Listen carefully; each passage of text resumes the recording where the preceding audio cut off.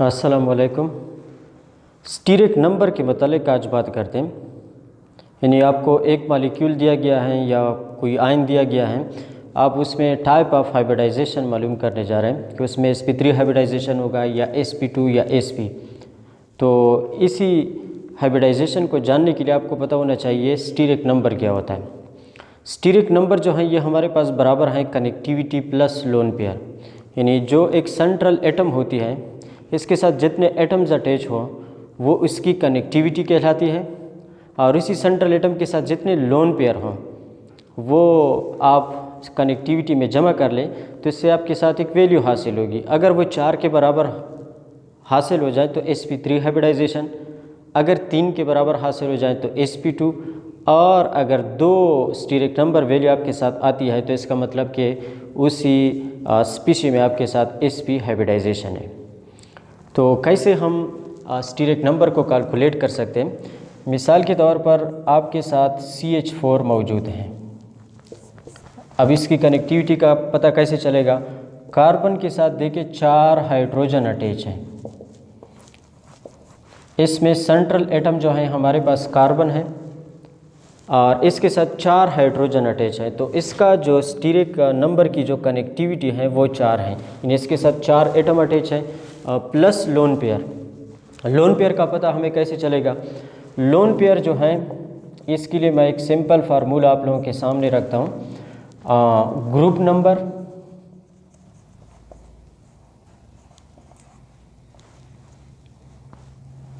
Minus number of bond divided by 2। क्या मतलब है इसका? यानी कार्बन में आप लोन पेयर मसलन मालूम करने जा रहे हैं, तो कार्बन का ग्रुप नंबर क्या है? वो हमारे पास 4 है, यानी कार्बन ग्रुप 4 से ताल्लुक़ रखता है। माइनस नंबर ऑफ बॉन्ड्स, इसने कितने बॉन्ड बनाए हैं? 4 बॉन्ड बनाए हैं, तो -4 डिवाइडेड बाई 2 आपके साथ वैल्यू आएगी 0। यानी अब इसके साथ लोन पेयर की तादाद जो है वो 0 के बराबर होगी, तो टोटल वैल्यू हमारे पास 4 आएगी, लिहाजा इसमें sp3 हाइब्रिडाइजेशन होगी। एक और एग्जांपल लेते हैं H2O।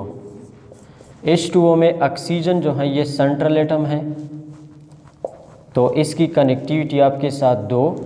लोन पेयर जो है इसका इसी फार्मूले से आप पता लगाएं। ग्रुप नंबर ऑक्सीजन का कितना है? वो 6 के बराबर है, माइनस नंबर ऑफ बॉन्ड, कितने बॉन्ड बना चुका है ऑक्सीजन? 2 डिवाइडेड बाई 2, तो आपके साथ 4 divided by 2 is equal to 2। तो इसके साथ लोन पेयर की तादाद 2 हैं।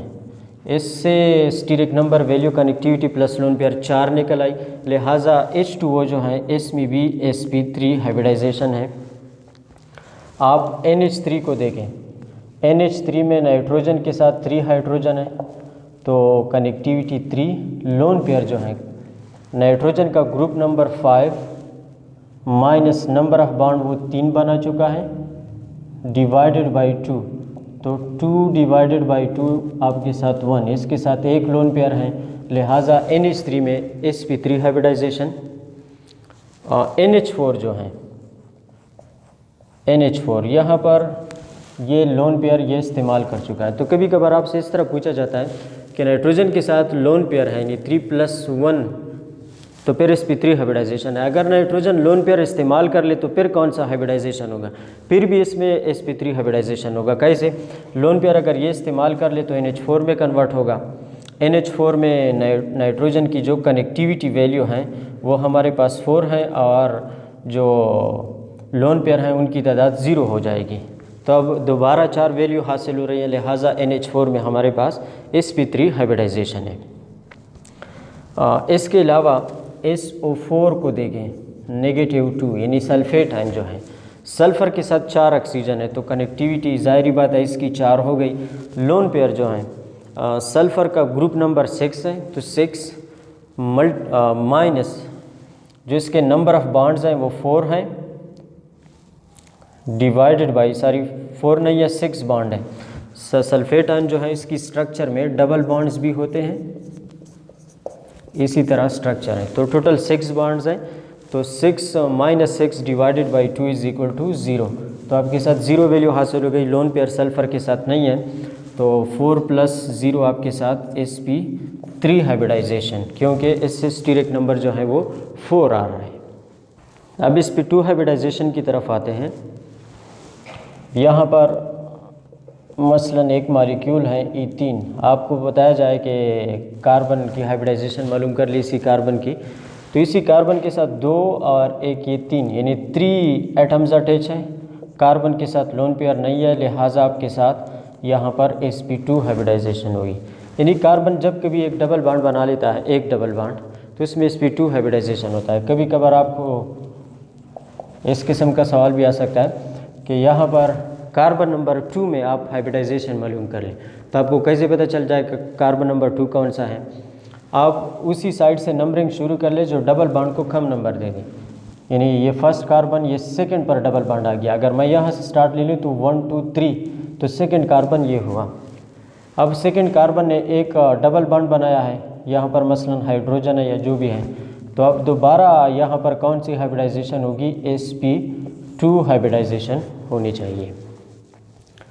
इसके अलावा कार्बन डाइऑक्साइड मसलन कोई आपको दें, इसमें आप हाइब्रिडाइजेशन मालूम कर लें।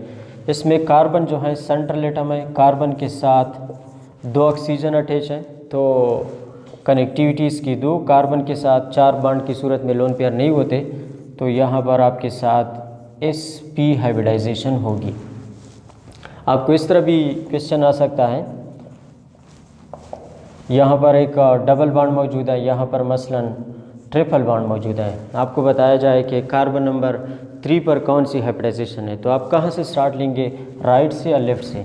डबल बॉन्ड को अपनी प्रायोरिटी देनी होगी, आपने राइट से स्टार्ट लेनी होगी, यानी जो डबल बॉन्ड को कम नंबर दे दे।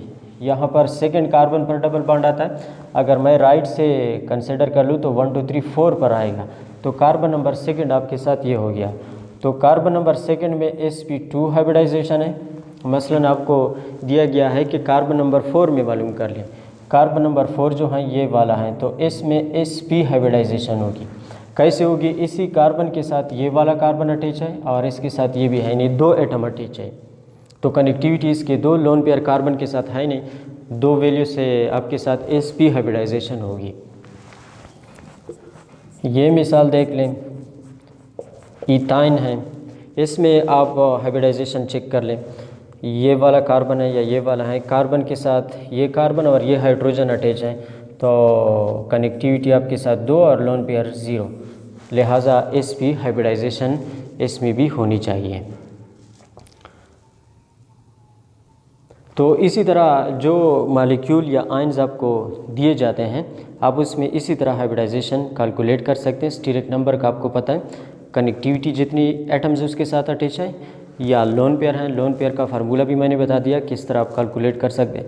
दोनों को सिंपली जमा कर ले, 4 3 2 वैल्यू आ रही हैं, तो sp3 sp2 और sp हाइब्रिडाइजेशन होगी। इससे अगर ज़्यादा वैल्यू हैं तो फिर प्रॉब्लम हो जाएगी, क्योंकि 5 वैल्यू में आपके साथ dsp3 हाइब्रिडाइजेशन भी हो सकता है या sp3d हाइब्रिडाइजेशन भी हो सकती है। तो d ऑर्बिटल जहाँ पर हाइब्रिडाइजेशन में इन्वॉल्व है, उसकी आप कैसे कैलकुलेशन कर सकते हैं, उसके मतलब मैं एक डिटेल वीडियो अपलोड कर चुका हूँ, वो आप देख सकते हैं।